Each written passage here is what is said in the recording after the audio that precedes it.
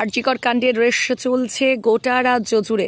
এর মধ্যেই শ্লীলতাহানি চেষ্টার অভিযোগে গ্রেফতার হলো এক সিভিক ভলান্টিয়ার। এই ঘটনার জেরে চাঞ্চল্য ছড়ায় এলাকায়। ঘটনাটি ঘটেছে উত্তর দিনাজপুর জেলার ইসলামপুর থানার অন্তর্গত এলাকার। অভিযুক্ত civic volunteer Mohammad Nazmul. Police সূত্রে খবর, ঘটনাটি ঘটেছে দিন 10 আগে। অতিরিক্ত পুলিশ সুপার বলেন, আমরা একটি অভিযোগ পেয়েছি, সেই অভিযোগের ভিত্তিতে একজনকে গ্রেফতার করা হয়েছে। সিভিক ভলান্টিয়ারকে ইসলামপুর মহকুমা আদালতে তোলা হয়েছে এবং তাকে রিমান্ডের আবেদন করা হয়েছে আদালতের কাছে। তদন্ত শুরু করেছে ইসলামপুর জেলা পুলিশ।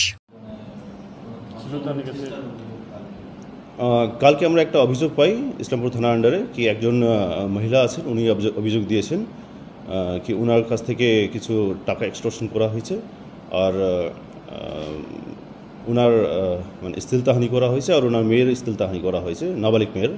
তো সেই জন্য ওনাকে যে সিভিক আছে ওকে অ্যারেস্ট করা হয়েছে। সিভিকের নাম আছে নাজবুল। ওকে অ্যারেস্ট করে আজকে আমরা ফরওয়ার্ড করছি আর ওকেও রিমান্ডের জন্য আমরা প্রেয়ার করেছি।